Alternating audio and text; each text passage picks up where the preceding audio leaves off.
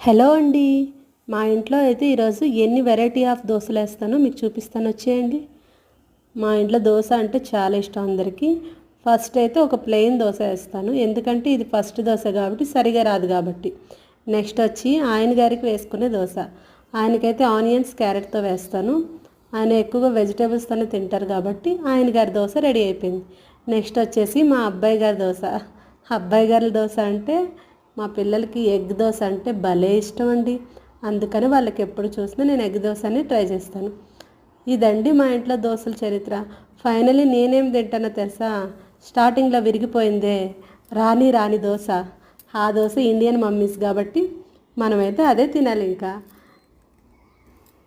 మా దోశలు కానీ మీకు నచ్చినట్లయితే లైక్ చేయండి, సబ్స్క్రైబ్ చేయండి.